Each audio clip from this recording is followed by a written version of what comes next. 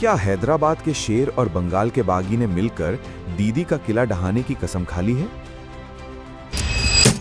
क्या असदुद्दीन ओवैसी ने ऐसा सियासी इक्का चल दिया है जिसकी कल्पना शायद ममता बनर्जी ने सपने में भी नहीं की होगी? और सबसे बड़ा सवाल, क्या बंगाल का चुनाव अब सिर्फ बंगाल का चुनाव नहीं रहा, बल्कि नरेंद्र मोदी की साख का सवाल बन चुका है? नमस्कार दोस्तों, आप देख रहे हैं इंडिया टेक टुडे। आज हम उस फाइल को खोलने वाले हैं जिसे बड़े बड़े राजनीतिक पंडित भी छूने से कतराते हैं। बंगाल की खाड़ी से उठा ये सियासी तूफान कोलकाता के सचिवालय तक पहुंच चुका है। सवाल सिर्फ एक चुनाव का नहीं है, सवाल उस अभेद्य किले का है जिसे पिछले एक दशक से कोई हिला नहीं पाया। लेकिन क्या इस बार समीकरण बदल चुके हैं?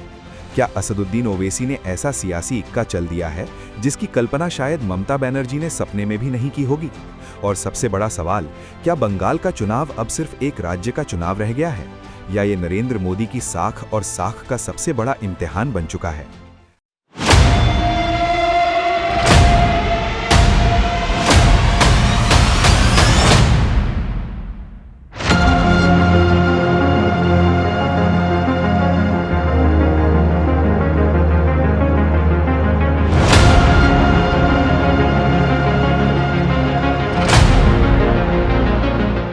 कहानी शुरू होती है मुर्शिदाबाद की उन गलियों से जहां कभी नवाबों की हुकूमत थी, लेकिन आज वहां एक नया नवाब उभर रहा है, हुमायूं कबीर। हुमायूं कबीर कोई साधारण नाम नहीं है। ये वो शख्स है जो ममता बनर्जी की कैबिनेट में रह चुका है, उनकी पार्टी का अहम हिस्सा रहा है, लेकिन आज वही शख्स दीदी के लिए सबसे बड़ा कांटा बन गया है। असदुद्दीन ओवैसी ने जब ये घोषणा की कि उनकी पार्टी AIMIM हुमायूं कबीर के नेतृत्व वाले मोर्चे के साथ चुनाव लड़ेगी, तो कोलकाता से दिल्ली तक हलचल मच गई, क्योंकि ये गठबंधन सीधे तौर पर उस 30% मुस्लिम वोट बैंक में सेंध लगाता है जो पिछले 12 सालों से ममता बनर्जी की सत्ता की रीढ़ की हड्डी रहा है।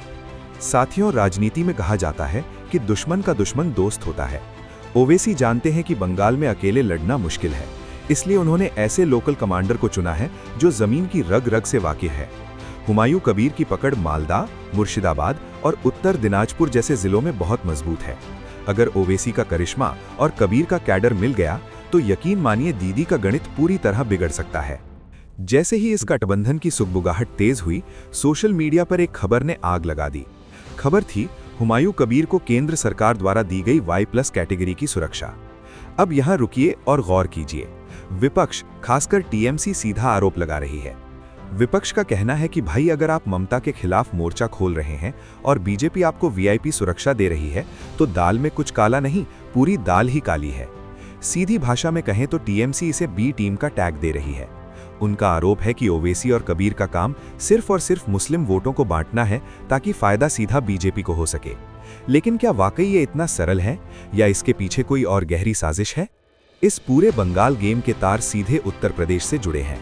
याद कीजिए 2022 का यूपी विधानसभा चुनाव, जब ओवैसी की पार्टी ने 100 से ज्यादा सीटों पर चुनाव लड़ा था, तब भी उन पर वोट कटवा होने का आरोप लगा था। लेकिन पर्दे के पीछे की कहानी कुछ और थी। यूपी में एक नया सोशल इंजीनियरिंग मॉडल टेस्ट किया गया था। वहां दलित और मुस्लिम गठजोड़ की बात हुई थी। अब वही मॉडल बंगाल में लागू किया जा रहा है। रणनीति बनाने वाले दिमाग भले ही लखनऊ और हैदराबाद में बैठे हों, लेकिन उनका एक्शन ग्राउंड अब मुर्शिदाबाद और मालदा है। ये लखनऊ से मालदा वाला कनेक्शन ही ममता बनर्जी की रातों की नींद उड़ा रहा है। अगर यूपी की तरह यहां भी वोटों का ध्रुवीकरण हुआ और अल्पसंख्यक वोट 2 हिस्सों में बंट गया, तो बीजेपी के लिए सत्ता की राह केक वॉक साबित हो सकती है। लेकिन ममता बनर्जी भी राजनीति की कच्ची खिलाड़ी नहीं है। उन्हें स्ट्रीट फाइटर कहा जाता है।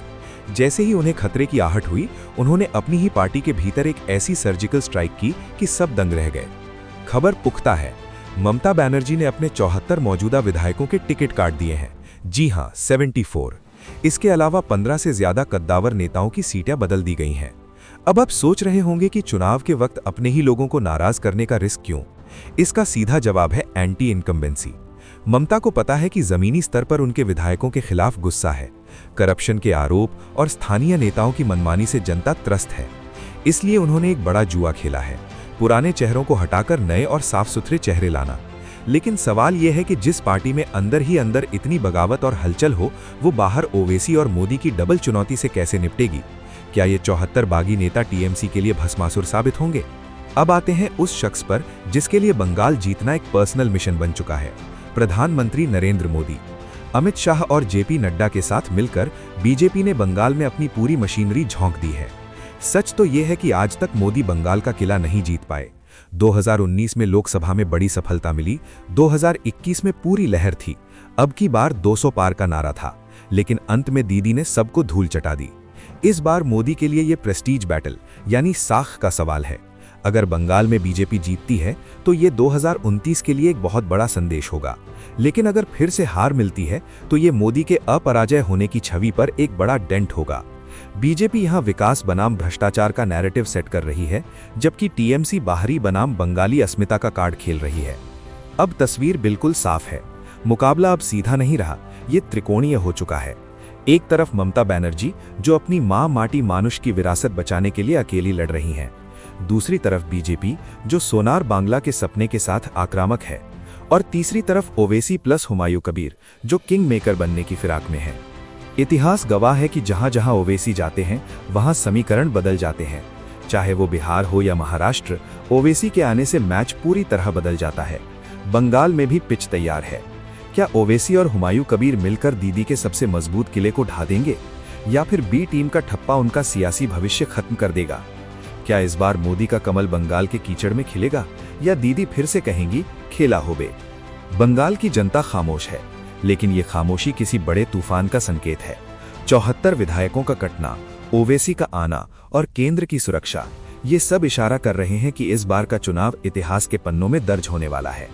साथियों, राजनीति की बिसात बिछ चुकी है, चालें चली जा रही हैं, मोहरे सेट हैं। अब देखना यह है कि ऊंट किस करवट बैठता है। आपको क्या लगता है, क्या ओवैसी वाकई बीजेपी की मदद कर रहे हैं, या फिर वो मुस्लिम नेतृत्व की एक नई इबारत लिख रहे हैं? अपनी राय हमें कमेंट सेक्शन में जरूर बताएं। अगर आपको ये गहन विश्लेषण पसंद आया हो तो वीडियो को लाइक करना ना भूलें। अपने दोस्तों के साथ इसे शेयर करें ताकि सच हर किसी तक पहुंचे। और हाँ, अगर आप हमें फेसबुक पर देख रहे हैं तो पेज को फॉलो जरूर करें और यूट्यूब पर सब्सक्राइब करें। मिलेंगे एक और नए खुलासे के साथ, तब तक के लिए देखते रहिए इंडिया टेक टुडे। जय हिंद।